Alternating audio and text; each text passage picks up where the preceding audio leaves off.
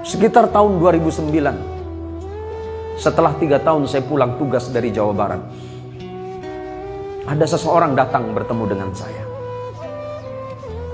Assalamualaikum Ustaz. Waalaikumsalam. Sampean dari mana? Saya dari gang sebelah Ustaz. Boleh saya bercerita kepada Ustaz? Boleh, silakan. Bagaimana hukumnya menyakiti hati orang tua?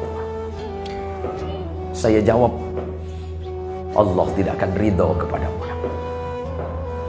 Sehebat apapun sujudmu kepada Allah, bahkan seandainya tempat sujudmu itu cekung karena sujudmu, tetapi engkau masih menyakiti hati ibu, sujudmu menjadi sia-sia kepada Allah. Sehebat apapun amalmu, tapi engkau pernah menyakiti orang tuamu baik dengan ucapanmu apalagi dengan tingkahmu, maka dipastikan Allah tidak akan ridho kepadamu. Terima kasih Ustaz. Saya hanya ingin bercerita kepada Ustaz. Beberapa hari yang lalu, di suatu pagi saya datang kepada ibu saya, karena memang rumahnya tidak jauh. Saya tidak punya uang waktu itu. Uang yang ada di saku saya hanya 22.000. Dan pagi itu saya bertanya kepada ibu saya,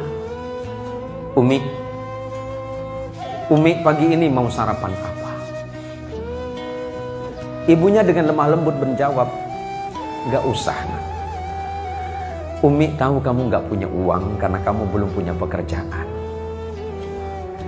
Tapi karena anak ini begitu mencintai ibunya, dia berkata lagi, uang saya banyak Umi. Uang saya banyak, tenang saja. Apa yang Umi pengen, sebut saja. Dan dia tahu bahwa uminya itu senangannya adalah makan sate. Maka walaupun dilarang oleh ibunya, dilarang oleh uminya, dia berangkat ke pasar. Dia ambil sepedanya. Dia tidak punya sepeda motor. Dia berangkat ke pasar dengan uang 22.000 di sakunya.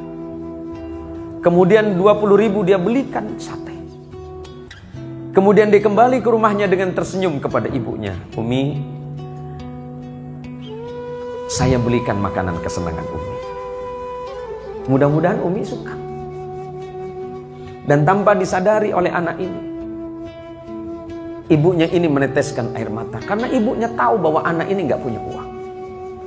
Tapi karena ingin menghargai jeripaya anaknya, ibu ini mau.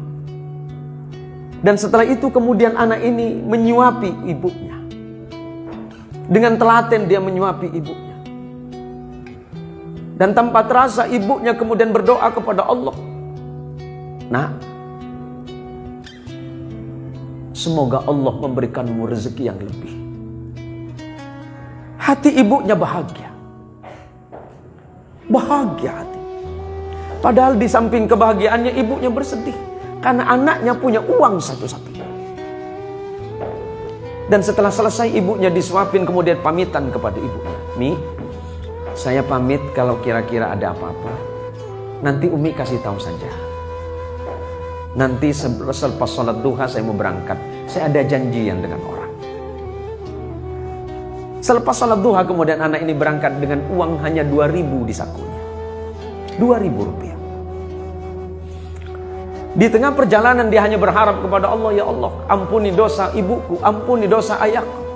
Ibuku yang melahirkan, membesarkanku dan merawatku dengan tanpa pamrih. Yang ketika aku sakit, ibuku tidak pernah tidur. Dan ibuku selalu berbohong kepadaku. Ya.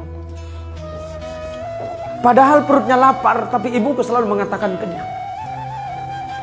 Ketika ibuku tidak punya uang, dia selalu mengatakan dia punya uang. Selamatkan ibuku. Itu terus yang diucapkan dalam hati. Ketika sampai di tengah jalan, di perjalanan, tiba-tiba dia dicegat oleh seorang ibu. Seorang nenek-nenek. Dan ibu nenek ini berkata kepada anak ini, "Nak, saya mau nyebrang." Si anak muda ini berpikir ibu ini akan menyeberang jalan. Rupanya ibu ini akan ke kota seberang. Dan pada waktu itu angkot atau angkutan umum atau oplet Ongkosnya Rp2.000 dan itu hanya satu-satunya yang ada di sakunya. Tapi karena dia mencintai ibunya, setiap ada perempuan tua dia menganggap itu sebagai ibunya. Maka dengan sigap anak muda ini bilang, "Ibu, silakan naik. Nanti saya bilang sama sopirnya ibu turun di mana." Maka kemudian anak muda ini dengan sisa uang yang Rp2.000 kemudian diberikan kepada sopir ini sebagai bayaran terhadap nenek yang sudah naik angkot. Berarti habis uang di sakunya. Tapi dia bahagia. Karena bagi dia membahagiakan ibu dan membahagiakan orang yang seumuran dengan ibunya adalah sebuah kenikmatan. Dan kemudian tidak berapa lama Allah membalasnya.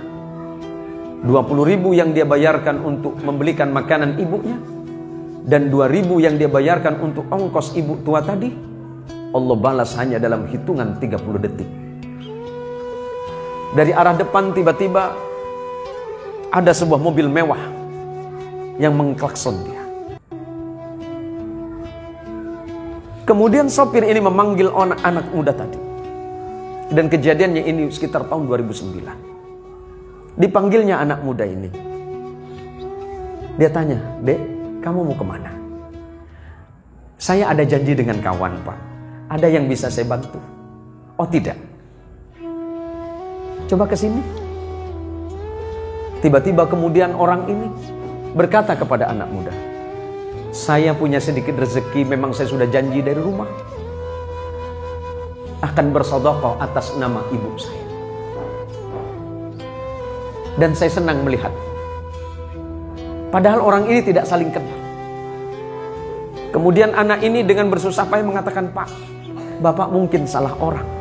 Bukan saya orang yang Bapak maksud." "Oh tidak. Hati saya mengatakan adik orang."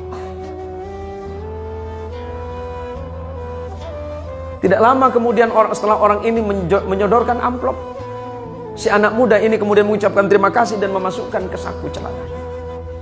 Dan dia tidak berpikir apa yang ada di saku celana. Dia masih terus berjalan. Sampai kemudian dia mengurungkan niatnya dan kembali lagi ke rumah ibunya. Dan ketika sampai di depan ibunya, dia menangis sejadi-jadinya. Hanya karena sebuah bakti yang dia anggap sepele.